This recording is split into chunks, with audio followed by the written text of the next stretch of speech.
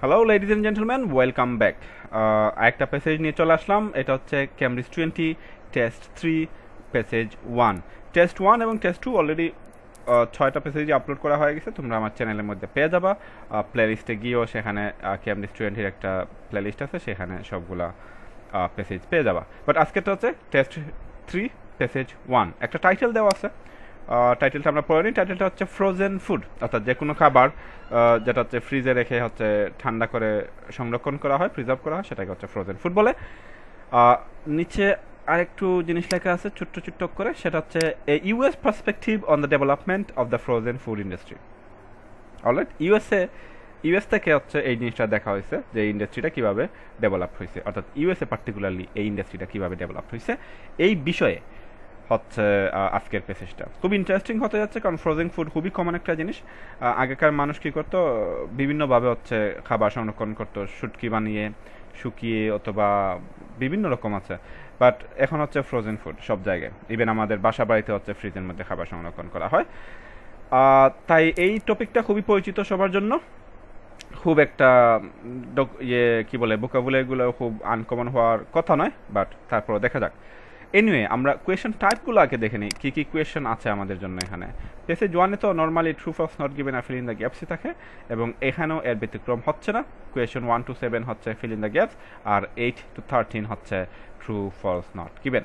খুবই সহজ দুইটা টাইপ অফ কোয়েশন, এবং আমরা আশা করছি যে খুব সহজেই এগুলো সলভ করা যাবে। তাহলে আর দেরি করছি না, চলেন শুরু করা যাক।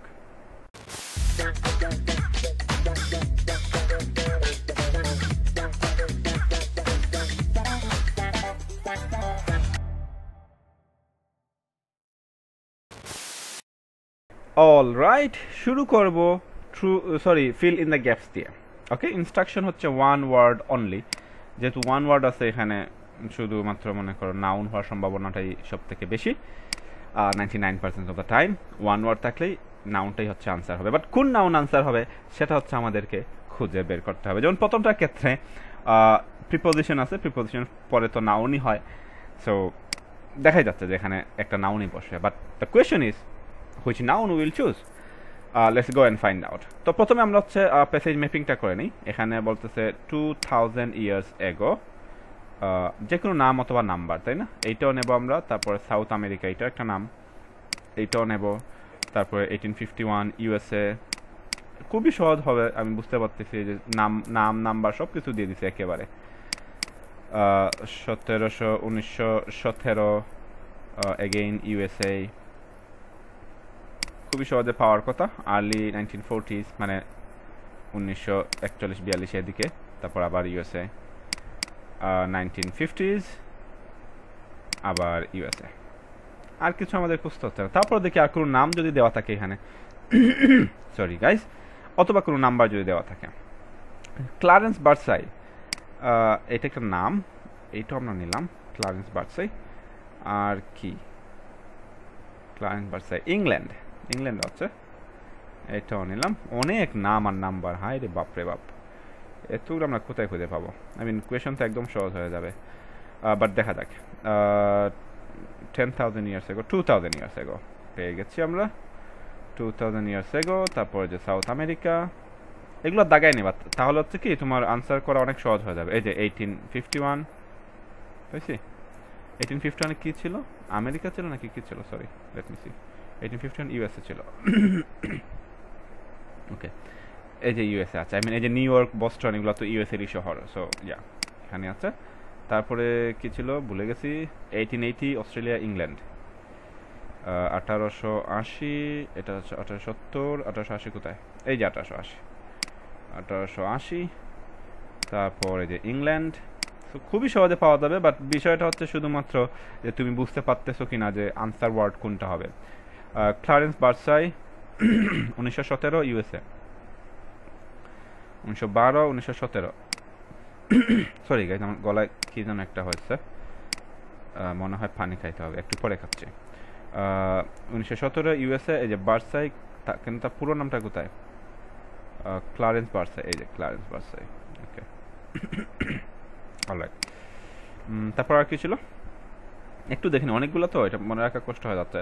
1940s ইউএসএ, 1950s ইউএসএ, তো ইউএসএ তো ইউএসএ থাকবেই, শুধু 1940 আর 1950 দেখে 1930, এই যে 1940s, তার মানে পুরো পেসেজ জুড়ে দিয়ে দিছে। বাট এটা দাগ দেওয়াতে একটা লাভ হয়েছে কি, আমরা সরাসরি হচ্ছে পেয়ে যাবো যে কোন জায়গাটাতে আনসারগুলো আছে। এই যে 1950s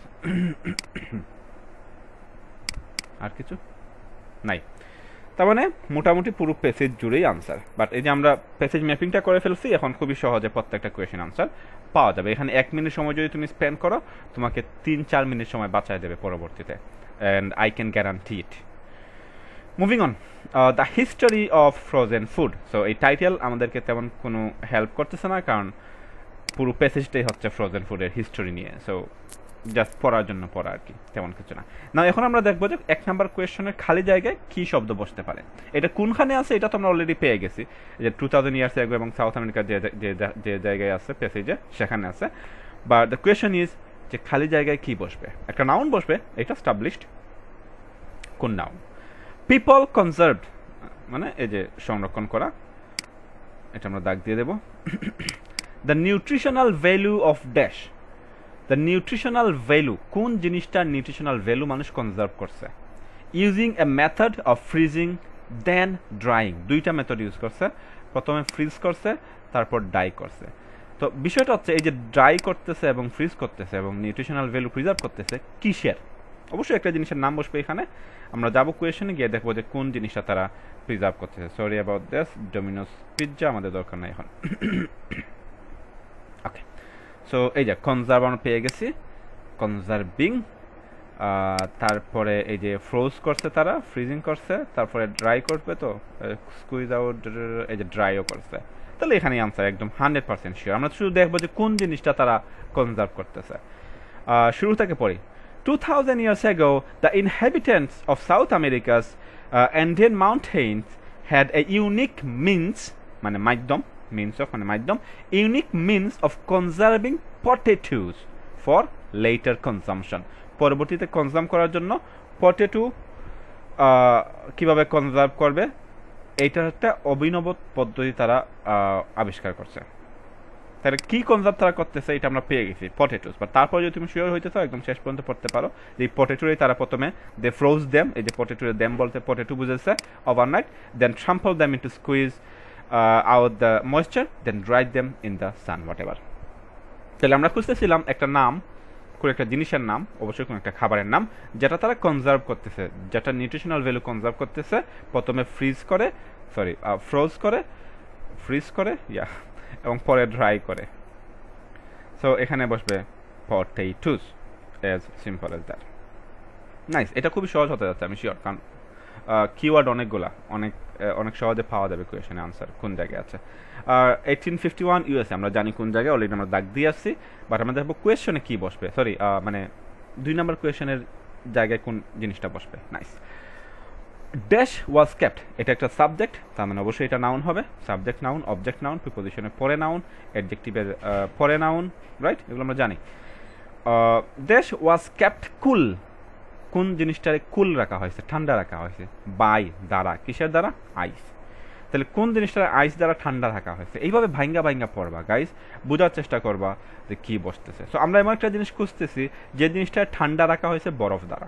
you see, during transportation in specially adapted trains, ট্রেনের মাধ্যমে, অ্যাডাপ্টেড ট্রেনের মাধ্যমে ট্রান্সপোর্ট করার সময় স্পেশালি কোন জিনিসটা ঠান্ডা রাখা হয়েছে। তো এখানে তুমি ট্রেন শব্দটা নিতে পারো, অবশ্যই এটা একটা নাউন, সবগুলা নাউন কিওয়ার্ড, এটা মনে রাখবা। ট্রান্সপোর্টেশনও নিতে পারো, ট্রান্সপোর্টের সময়, আইসও নিতে পারো। ইসি অলরেডি আমরা জানি কোন জায়গায় আছে, ওইখানে গিয়ে দেখবো যে আইস কোথায় আছে আর ট্রেন কোথায় আছে, এবং আমরা এটা খোঁজার চেষ্টা করবো যে কোন জিনিসটারে এক্স্যাক্টলি ঠান্ডা রাখা হচ্ছে বা ট্রান্সপোর্ট করা হচ্ছে।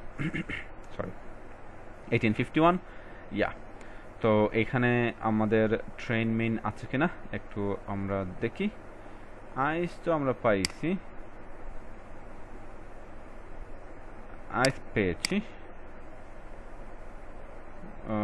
Rail cars, insulated rail cars মানে হচ্ছে অ্যাডাপ্টেড ট্রেনস, হোয়াট এভার। তো এখানে আছে, আমরা দেখবো যে কোন জিনিসটা ঠান্ডা রাখা হয়েছে, তাই তো। শুরু হয়েছে মনে করো কোথ থেকে পড়বা, আচ্ছা ইন দ্য আর্লি 80s থেকে পড়ো, এখান থেকে পড়ো, যেমন এখানেও আইস আছে, সো উপরে শুধু আইস দেখে উপর থেকে পড়া দরকার নাই, আমরা এখান থেকে শুরু করলেই হচ্ছে। In the early 80s, ship owners from Boston, USA had enormous blocks of Arctic ice towed all over the Atlantic for the purpose of food preservation. Okay, পাইছি ফুড প্রিজার্ভেশন। কিন্তু এই যে 1851-এ কোন জিনিসটারে কুল রাখার জন্য আইস ব্যবহার করা হতো, এই যে আইস ব্লকগুলো ব্যবহার করা হতো স্পেশালি এই যে রেল কার্স এর মাধ্যমে ট্রান্সপোর্টেশনের সময়। In 1851, railroads first began putting blocks of ice in insulated train cars to send butter from Ogdensburg, New York to Boston. তো কোন জিনিসটা ঠান্ডা রাখা হয়তো, কোন জিনিসটা ট্রান্সপোর্ট করা হয়তো, এখানে একটা জিনিসই দেওয়া আছে, বাটার সেন্ড করা হয়তো এই শহর থেকে ওই শহরে ট্রেনের মাধ্যমে, এবং অবশ্যই এই ব্লক আইস এইটারই ঠান্ডা রাখার জন্য ব্যবহার করা হয়তো। সো তুমি যদি এখানে সরাসরি আনসার দেওয়া নাই, এবং অনেক ক্ষেত্রেই সরাসরি ডাইরেক্ট আনসার দেওয়া থাকবে না যে বাটারে কুল রাখা হয়তো, এরকম থাকবে না, রাইট? তখন তোমার হচ্ছে দেখতে হবে যে আমরা খালি জায়গায় একটা জিনিস খুঁজতেছি যেটার দুইটা অ্যাঙ্গেল দিয়ে দেখতেছি আমরা, যেটা ঠান্ডা রাখা হয়তো স্পেশালি ট্রান্সপোর্ট করার সময়। তো হয়তো কোন জিনিসটা ঠান্ডা রাখা হয়তো অথবা কোন জিনিসটা ট্রান্সপোর্ট করা হয়তো, যে কোনো একদিক দিয়ে মিললেই হইতেছে আমাদের। তো এখানে বাটার ছাড়া আর কোনো শব্দ এখানে বসবে না। তুমি দেখো railroads first began putting blocks of ice in insulated train cars to send butter from Ogdensburg New York to Boston. তো এই যে বাটারের আমি বুঝাইতে পারতেছি, আমি এখানে যাই, দাঁড়াও এটাকে কপি করি। তো এখানে ডাইরেক্ট আনসার নাই যে কোন জিনিসটারে কুল রাখা হইতো, বাট বাটার যে সেন্ড করা হয়তো এটা আমরা পাইছি। তারপর যদি তোমার বুঝতে অসুবিধা হয়, এখানে বাটার ছাড়া এই যে আমরা সেন্টেন্সটা পড়ছি, কোথায় গেল সরি, এই যে আমরা পুরো সেন্টেন্সটা পড়ছি, বাটার ছাড়া যে কোনো শব্দ যদি তুমি এইখানটায় বসাও সেন্টেন্সটা মিলবে না, তাল মিলবে না। আমি কি বোঝাতে পারছি বিষয়টা? যে কোনো শব্দ বলতে যে কোনো শব্দ, যেমন যারা ইংলিশ জানেন তাদের জন্য বাটার এবং রেল রোড দুইটাই সমান, তাই তো? তো তুমি রেল রোড যদি ওইখানে বসাও, রেল রোডস ওয়াজ ক্যাপ্ট কুল, যাচ্ছে না, রেল রোডে কুল করা হয় না। বিগান পুটিং ব্লকস অফ আইস, তো আইস থেকে আর ঠান্ডা রাখা দরকার আছে নাকি আইস দিয়া? না, বসতেছে না। ইনসুলেটেড রেল কার তো হচ্ছে ওই যে ট্রেন। তারপর সেন্ড বাটার, একমাত্র বাটার শব্দটাই হচ্ছে এখানে বসে, বাটার ওয়াজ ক্যাপ্ট কুল। হ্যাঁ, দ্যাট মেক সেন্স, বুঝতে পারলাম বিষয়টা। তো মাঝে মাঝে যদি স্ট্রেট ফরওয়ার্ড আনসার না থাকে তাহলে দেখবা যে কোন শব্দটা ওইখানে বসলে হচ্ছে এই ওই সেন্টেন্সটা হচ্ছে ফুলফিলড হচ্ছে, রাইট? সেন্টেন্সটা হচ্ছে মেক সেন্স করতেছে। সো এই সেন্টেন্স থেকে একমাত্র বাটার শব্দটা নিয়ে যদি আমরা এখানে বসাই তাহলেই হচ্ছে এই সেন্টেন্সটা অর্থবোধক হবে।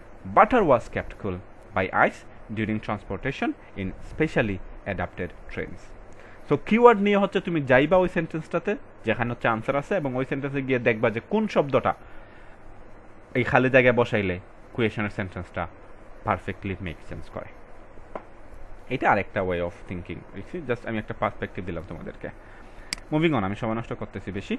1880 অস্ট্রেলিয়া, এটা আমরা অলরেডি দাগ দিয়ে দিছি, আমরা জানি কোন জায়গায়। ইংল্যান্ড আমরা দাগ দিছি, বাট আমরা খুঁজতেছি কি টু কাইন্ডস অফ ড্যাশ, দুই ধরনের কোন একটা জিনিস, were the first frozen food shipped to England.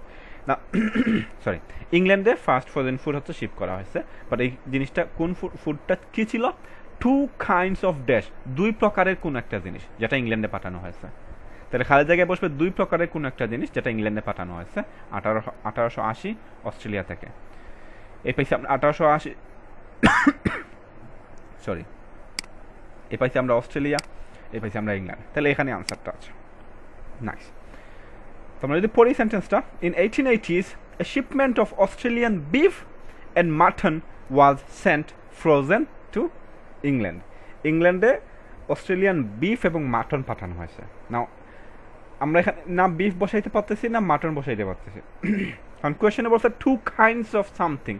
তাই টু কাইন্ডস অফ বিফ বসাইলেও সেন্টেন্সটা কারেক্ট হচ্ছে না, কারণ শুধু বিফ পাঠায় নাই, দুই প্রকারের বিফ পাঠায় নাই, ওরা মাটনও পাঠাইছে। তাহলে টু কাইন্ডস অফ মাটন বসাইলেও কাজ হচ্ছে না, বসাইতে হবে দুই প্রকারের মাংস, তাই না? এই যে বিফ এবং মাটন দুই প্রকারের মাংস, বাট মিট শব্দটা তো এই সেন্টেন্সে নাই, তাই আমরা নিজে থেকে বানায় লিখবো না, নিজে থেকে বানায় লিখবো না। তাইলে যখন এরকম সিচুয়েশন তোমাদের জন্য আসবে যে আনসার আছে, যেমন দুই প্রকারের মাংস তুমি দেখতে পাচ্ছ কিন্তু এক্সাক্ট শব্দটা নাই, তখন হচ্ছে এক সেন্টেন্স আগে যাবা।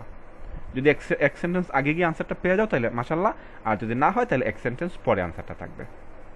কারণ দুই প্রকারের এখানে বিফ এবং মাটন দিছে, তার মানে দুই প্রকারের মাংস হবে, এটা আমরা বুঝতে পারতেছি। বাট এখানে যেহেতু মিট শব্দটা নাই, তুমি বিফ মাটন কোনটাই বসাইতে পারতেছো না, অথবা বিফ এন্ড মাটনও তুমি বসাইতে পারতেছো না, কারণ শব্দ মাত্র একটা লাগবে। এবং যদি এরকম বসাও যে 2 kinds of beef মাটন, তাহলেও সেন্টেন্সটা মেক সেন্স করতেছে না, কারণ বিফ এবং মাটনের প্রকারভেদ না, দুই প্রকার না, এখানে দুই প্রকারের মাংস হবে, এক প্রকার হচ্ছে বিফ, এক প্রকার হচ্ছে মাটন। তাহলে মাংস শব্দটা এখানে নাই, আমরা এক সেন্টেন্স আগে যাব, এক সেন্টেন্স আগে গেলে এখান থেকে শুরু হবে। বাট অস্ট্রেলিয়ান ক্যাটলম্যান হচ্ছে যে যারা খামারি আর কি, পশু গরু ছাগল এগুলা পালন করে, were quick to realise that if they could put this new invention on a ship, they could export meat across the oceans. In 1880s, the shipment of Australian beef and mutton was sent frozen to England. তাহলে যে meet তারা পাঠাইতে চিন্তা করছে এবং পরবর্তীতে beef এবং mutton পাঠাইছে, তাইলে দুই প্রকারের কি পাঠাইলো ওরা? দুই প্রকারের মাংস পাঠাইছে। এটা ইন্টারেস্টিং, এটা অনেক স্টুডেন্টরাই হচ্ছে পাজল করবে, but if you apply the right method, then there is nothing to worry about. আমরা দুই প্রকারের কিছু একটা খুঁজতেছিলাম, আমরা গিয়ে দেখলাম যে দুইটা মাংসের নাম দেওয়া আছে, তাহলে দুই প্রকারের মাংস হবে। বাট এই মাংস শব্দটা তো, বাট এখানে আমরা বুঝেও ফেলছি যে দুই প্রকারের মাংস হবে। সামটাইমস হয়তো তুমি বুঝবাও না যে এটা কিসের প্রকার দিল, রাইট? দুইটা নাম দিছে, বাট তুমি বুঝতেছো না এটা কিসের নাম, কারেক্ট? তখন এই দুইটা নামও তুমি বসাইতে পারতেছো না, তখন এক সেন্টেন্স আগে যাবা, গিয়ে ওইখানে আনসার পাওয়া যাবে আমি শিওর। যদি না পাওয়া যায় তাহলে এক সেন্টেন্স পরে, যেমন এক্ষেত্রে আমরা এক সেন্টেন্স আগে গিয়ে মিট শব্দটা পেয়ে গেছি। So 2 kinds of meat were the first frozen food shipped to England. Nice. 1917 এই কেমব্রিজ 20টা আমার কাছে ভালো লাগতেছে আনসার সলভ করতে, খুবই innovative way of making questions. 1917 তারপরে ইউএসএ, ক্লারেন্স বার্সাই, ওকে, ইন্ট্রোডিউসড ইনোভেশনস ইনক্লুডিং ড্যাশ। তাহলে ইনোভেশন শব্দটা আমরা নেব, সে কিসের ইনোভেশন করছে, নিয়ে আসছে, ইনক্লুডিং ড্যাশ, দুইটা জিনিস ইনক্লুড করছে। একটা হলো কি, কুইক ফ্রিজিং মেথডস, দ্রুত ফ্রিজ করা যায় এরকম একটা মেথড সে ইনভেন্ট করছে, so that dash did not spoil the food. তাহলে একটা হলো কুইক ফ্রিজিং মেথডস, এটা আমরা নেব। এই জিনিসটা কেন ইনভেন্ট করা হয়েছে? সো দ্যাট, যাতে dash did not spoil the food, কোন জিনিসটা যাতে খাবারে খারাপ না করে। বুঝা গেছে? কোন জিনিসটা খাবারে খারাপ না করে। এই দুইটা কোয়েশন আমি একসাথে নেব, যেহেতু পরপর দুইটা লাইনই হওয়া উচিত, যেমন এই যে দুইটা জিনিস ইনক্লুড করছে, ইনোভেট করছে, এবং দুইটা একসাথেই থাকবে। প্রথমটা হচ্ছে কি, কোন জিনিসটা, তোমরা যদি পারো না একটা একটা করে দাও, সমস্যা নেই।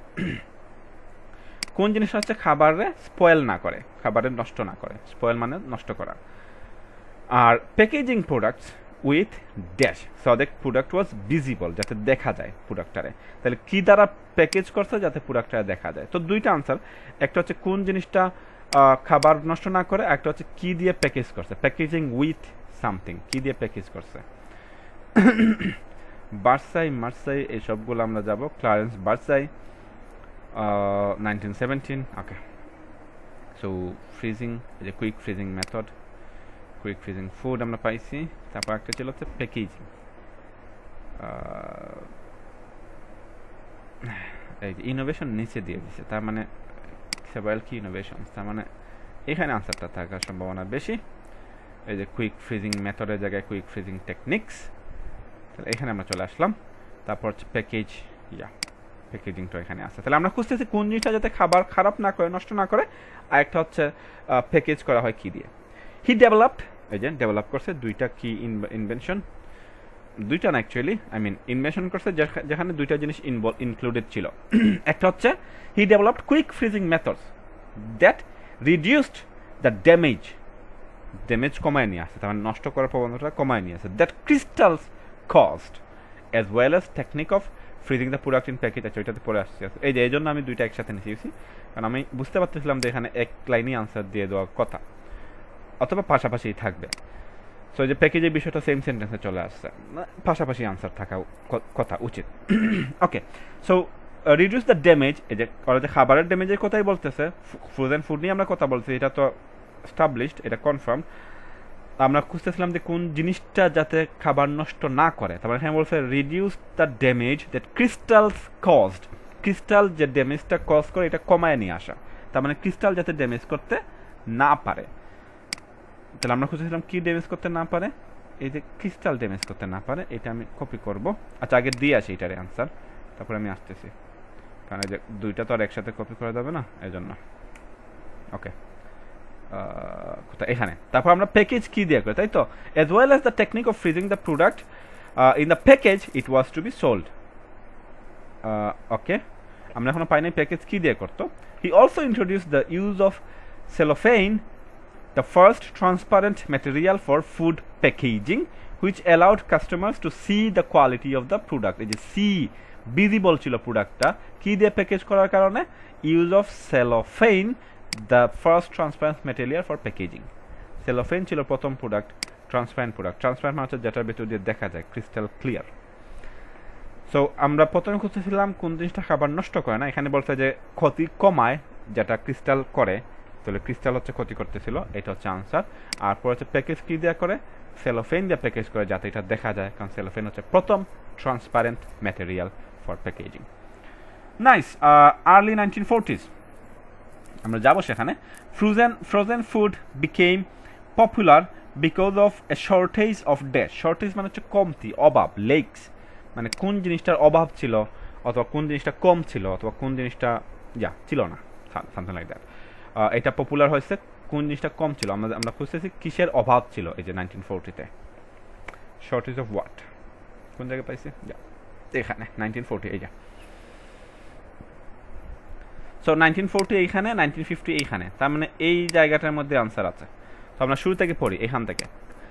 Sales increased in the early 1940s when World War II gave a boost to the frozen food industry. মানে কি, ফ্রোজেন ফুড পপুলার হয়েছে, তাই তো, এটি আমরা কোয়েশনে পড়তেছিলাম। কিসের অভাবে, বিকজ টিন তো আর চিনতেছ, এই যে টিন তো আর টিনি, আর কি বুঝাবাম তোমাদেরকে। Okay, because tin was being used for munitions. Munition হচ্ছে এই যে মিলিটারি স্টোরেজ আর কি, যেখানে যন্ত্রপাতি হচ্ছে স্টোর করা হয়, মনে করো অস্ত্র জমা রাখা হয়। ওকে, সো ক্যান্ড ফুডস, এই যে যেগুলো টিনের ক্যানের মধ্যে থাকে, canned foods were rationed to save tin for the war effort. War এফোর্টের কারণে টিন সেভ করা দরকার হয়েছে ওদের, কারণ যে মিলিটারি ইউজের জন্য, যার কারণে যে ক্যান ফুড যেগুলো, এগুলো রেশন করে মানে হচ্ছে নির্দিষ্ট করে দেওয়া যে এতটুকু তুমি ব্যবহার করতে পারবা। Alright, while frozen foods were abundant and cheap. Abundant মানে প্রচুর, রাইট, অ্যান্ড চিপ। তাহলে কোন জিনিসটা হচ্ছে বাঁচাইতেছিল ওয়ারের জন্য, কোন জিনিসটা অভাব ছিল, যে কারণে হচ্ছে ফ্রোজেন ফুডটা হচ্ছে পপুলার হয়েছে, বুস্ট হয়েছে। হ্যাঁ, বোঝা যায়, ঠিক, নাইস। তো তোমরা বুঝতে পারতেছ, দ্য শর্টেজ অফ টিনের অভাবের কারণে হচ্ছে ক্যান ফুডগুলোর রেশন করা হয়েছে। অভাব না অ্যাকচুয়ালি, আর হচ্ছে বিভিন্ন খাতে হচ্ছে ব্যবহার করতে চাচ্ছিল, যার কারণে হচ্ছে টিনের শর্টেজটা দেখা দিচ্ছে। Nice. 1950s a large number of homes now had a dash. অনেক বড়, অনেক বিশাল পরিমাণ বাসার কি আছে, এটা আমি বুঝতে পারতেছি কি, এটা আমি শিওর যে এটা রেফ্রিজারেটর হবে। আমি মনে করো লিখে দিতাম, বাট তারপর আমি দেখবো যে পেসেজে কোন শব্দটা ব্যবহার করছে। লার্জ নাম্বার অফ হোম কি আছে তাদের, 1950s আমরা যাবো, এটা নিচেই দেখছি এই যে। Finally, by the 1950s, a refrigerator technology had developed far enough to make these appliances affordable for the average family. By 1953, 33 million US families owned a refrigerator. A huge number of family owned what? A refrigerator. এটা বোঝা যাচ্ছিল, কারণ frozen food নিয়ে যেহেতু কথা বলতেছে। And manufacturers were gradually increasing the size and the freezer compartments in them. So এটা refrigerator খুব সহজে বোঝা গেছে। নাইস, অলরাইট, এই ছিল আমাদের fill in the gaps. Nice, আমরা চলে আসবো true false not given. Again আমরা প্রথমে ম্যাপিংটা করে ফেলবো কোনটা কোন জায়গায় আছে, অথবা পুরো কোয়েশনগুলো হচ্ছে কোন জায়গার মধ্যে আছে। Passage feel in the gaps তো পুরো পেসেজ জুড়ে ছড়ায় ছিটায় দিচ্ছে, এবং আমি শিওর যে ট্রু ফলস নট গিভেনটাও ছড়ায় ছিটায় দেবে। এটা একটু কঠিন করার চেষ্টা করতেছে। কঠিন আর কিভাবে করবে, পেসেজ 1 কি আর কঠিন হয়? তো এই যে মনে করেন একটু উল্টাপাল্টা করে হচ্ছে তোমাদেরকে মাথা ঘামাইলো, একটু দেখছে 2-3 মিনিট এক্সট্রা সময় লাগাইলো, এইটাই।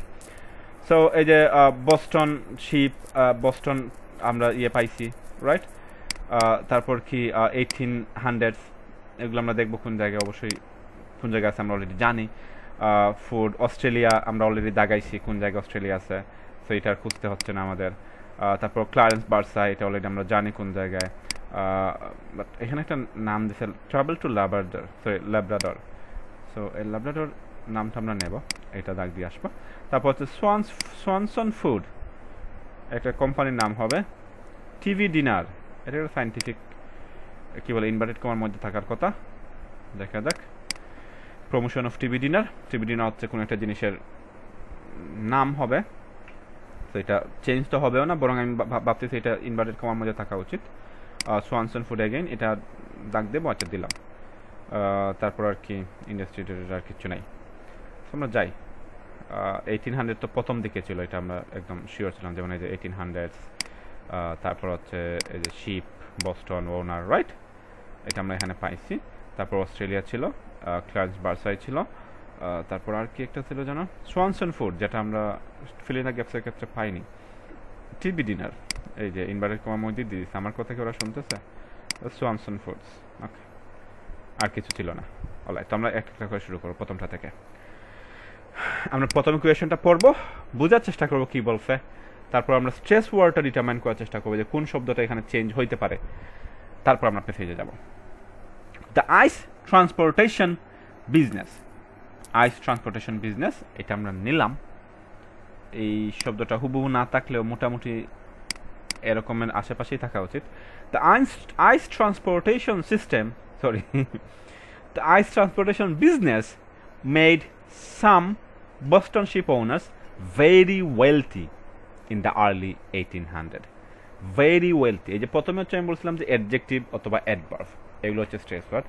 এগুলো যদি না পাও তাহলে দেখবা যে first, only, alone, most, majority, এরকম যেগুলো শব্দ জোর দেওয়া হয়, এরকম কোন শব্দ আছে কিনা, এটা আমি লিখে দিচ্ছি কোনো এক ভিডিওতে, আমি বারবার সেম কাজ করবো না। তারপর কি, অথবা কোনো বার্বও থাকতে পারে, এটা কোয়েশন বুঝে মাঝে মাঝে দেখা যায় একটা বার্ব দিয়েছে, যেমন হি লাইকস দ্যাট, এখন আমরা দেখবো যে সে লাইক করে কি করে না, এটা অবভিয়াস থাকবে, তোমরা বুঝতে পারবা, ডোন্ট ওয়ারি অ্যাবাউট ইট। আর দ্যাটস ইট। তাহলে এখানে আমরা বুঝতে পারতেছি ইজিলি কোনটা স্ট্রেস ওয়ার্ড। এটা এখানে বলতেছে অ্যাডভার্ব এবং অ্যাডজেক্টিভ দুইটাই আছে। ভেরি ওয়েলথি, আমরা দেখবো যে আসলে ওয়েলথি বানাইছে কি বানায় নাই। কারে ওয়েলথি বানাইছে? শিপ ওনারদেরকে। নাইস। আনসার কোন জায়গায় আছে এটা আমরা জানি, এই যে 1800 শিপ ওনার্স, নাইস। আমরা দেখব যে ভেরি ওয়েলথি বানাইছে কিনা। শুরু হচ্ছে এইখান থেকে। In the early 1800s, ship owners from Boston, USA had enormous blocks of Arctic ice towed all over the Atlantic for the purpose of food preservation. তা অনেকগুলো আইস তাদের আছে, blah blah blah. In the 1851 রেলরোডস, এটা তো আমরা পড়ছি যে butter pizza পাঠানোর জন্য ব্যবহার করছে। ওকে, তো বস্টন শিপ ওনারদের enormous blocks of Arctic ice ছিল এবং ওগুলো ঠো করে নিয়ে গেছে ওরা প্রিজার্ভেশনের জন্য। কিন্তু এই শিপ ওনাররা ওয়েলথি হইছে নাকি হইতে পায় নাই, এই বিষয়টা কিন্তু এখানে মেনশন নাই।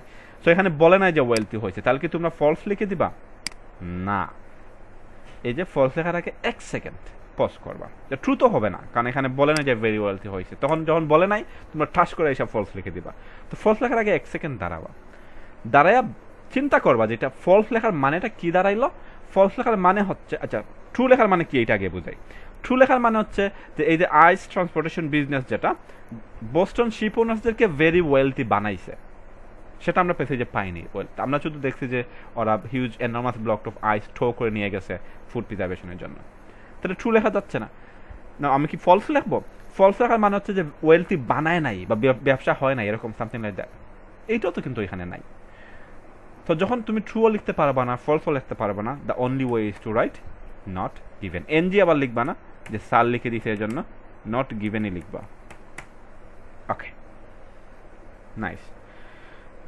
এরপর হচ্ছে কোয়েশ্চেন নাম্বার 9, এ ডিসঅ্যাডভান্টেজ, এটা আমরা নেব, of the freezing process invented in Australia.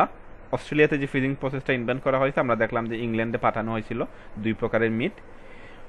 এটা একটা অসুবিধা কি ছিল? Was that it affected the taste of food, ফুডের টেস্টটা এটা এফেক্ট করছে, রাইট, এটার প্রভাব ফেলাইছে। তাহলে এটা একটা ডিসঅ্যাডভান্টেজ ছিল। আমরা দেখি এই ডিসঅ্যাডভান্টেজটা অস্ট্রেলিয়াতে ছিল কি ছিল না। আমরা এই যে এখানে অস্ট্রেলিয়া ব্লাবা মিট পাঠাইছে এটা। তো এখানে ডিসঅ্যাডভান্টেজ কোন জায়গায় আছে আমরা একটু দেখি, নাই মনে হয়। আচ্ছা কোন জায়গাতে পড়ে এত বড় অংশ পড়বো আমরা? কুইক রিয়েলাইজ উপরে অংশটাতে নাই, এটা আমরা পড়ছিলাম, এখান থেকে পড়ি অ্যাটলিস্ট যে টেস্ট অফ ফুড এটা এফেক্ট করে কি করে না। While the food frozen this way was still palatable, এটা খুবই সুন্দর একটা শব্দ। palatable মানে হচ্ছে যে ভালো টেস্ট, মানে ভালো টেস্টে কি বলে, সুস্বাদু।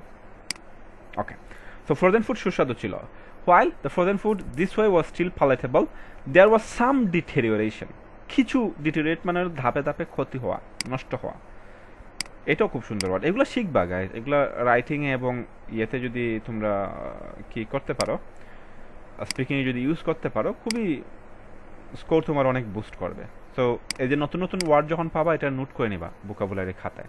পালেটেবল মানে সুস্বাদু, সুস্বাদু, রাইট? তুমি ইউজ করতে পারবা তুমি স্পিকিংয়ে যখন লিখবা, বলবা, অথবা রাইটিংয়ে যখন লিখবা। ডিটেরিয়েশন এটা হিউজলি ইউজ করা যায়, অনেক জায়গায় এটা ইউজ করা যায়, রাইট? যেমন the deterioration of today's youth, right? অথবা the condition of his health condition is ডিটেরিয়েটিং।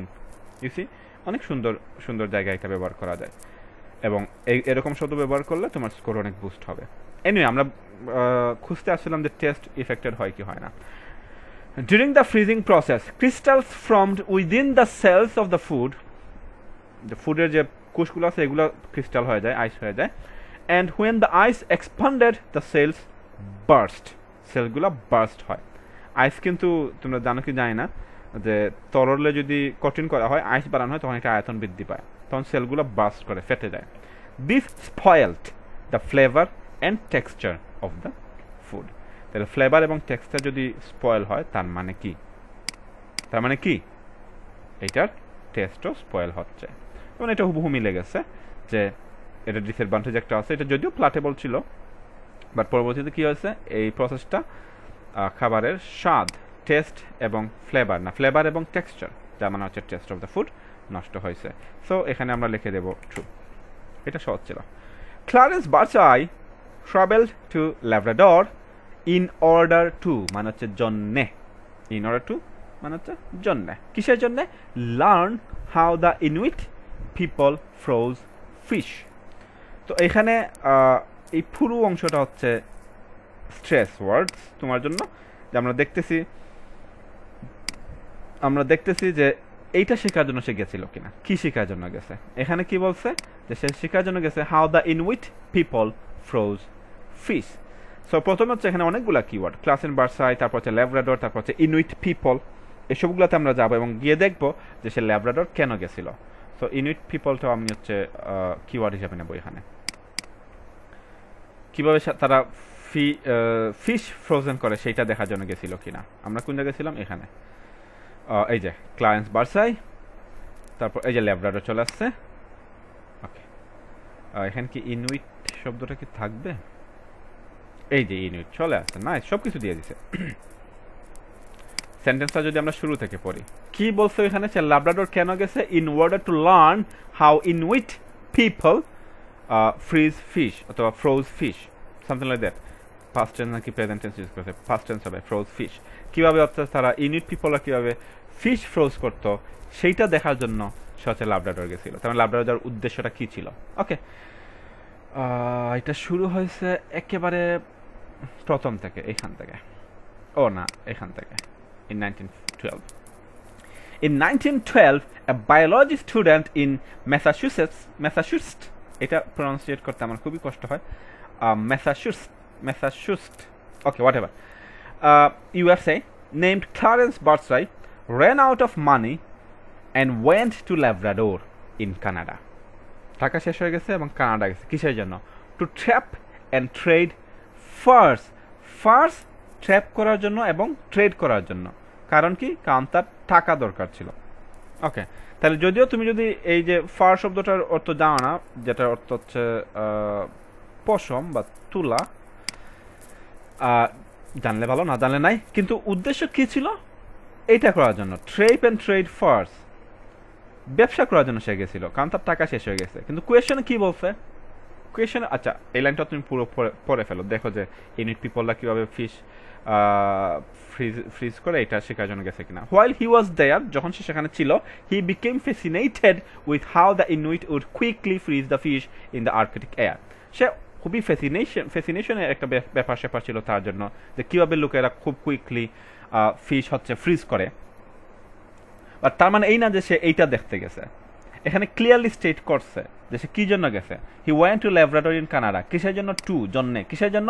Trap and trade fur অথবা পশম ট্রেড করার জন্য সে ওখানে গিয়েছিল। সে ফিশ ফ্রিজিংয়ের স্টাইল শিখতে যায় নাই।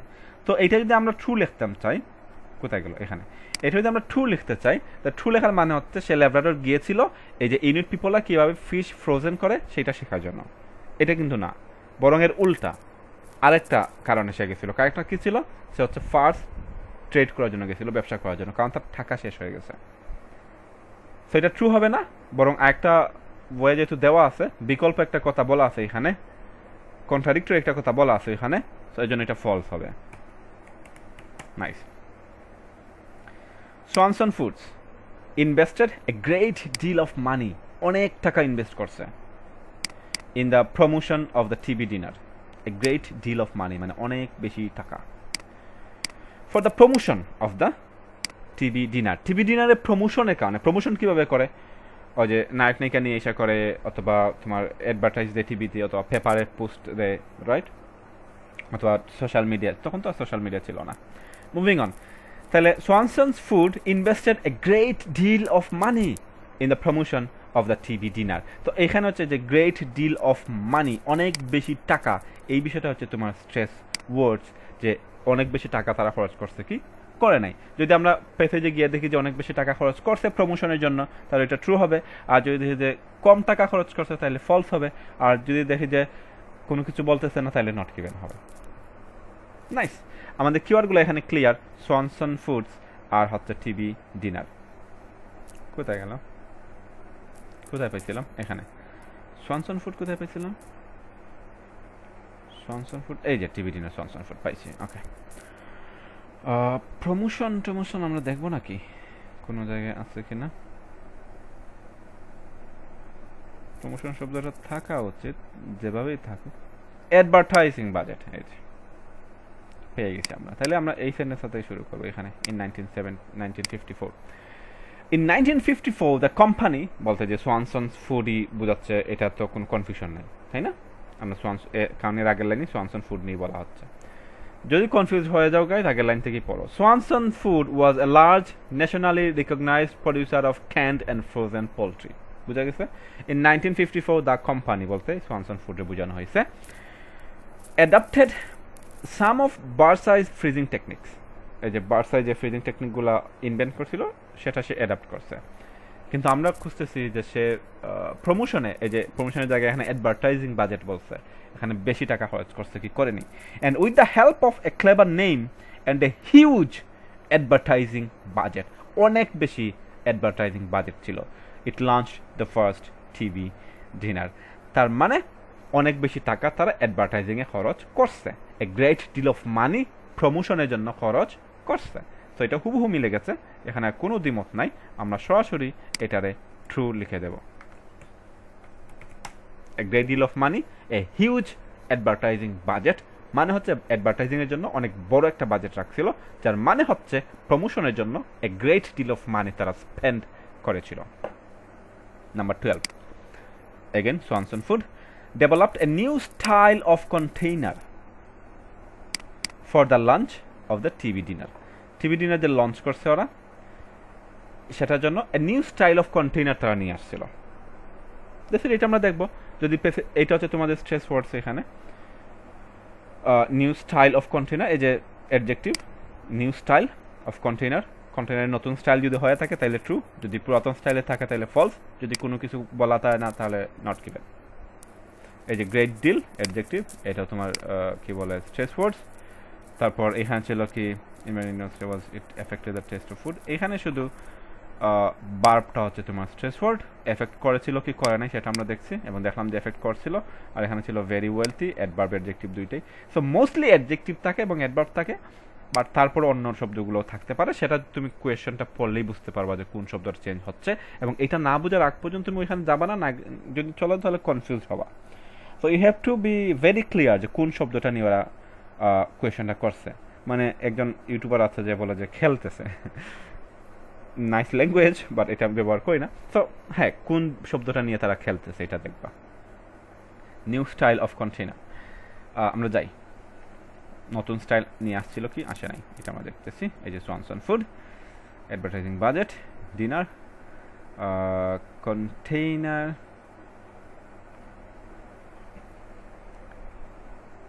frozen turkey same segment aluminum tray was used by airline tray দিছে এখানে। অ্যালুমিনিয়াম শব্দটা দেখে আমার চোখ এখানে আসলো, কন্টেইনার জায়গায় ট্রে শব্দটা দিছে,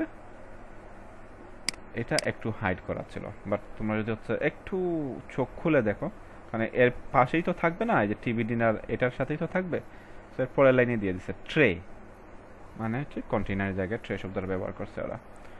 অ্যালুমিনিয়াম ট্রে মানে অ্যালুমিনিয়াম কন্টেইনার। ওকে, আমরা পরে দেখি যে স্টাইলটা তারা চেঞ্জ করছিল কিনা। এখান থেকে শুরু হবে।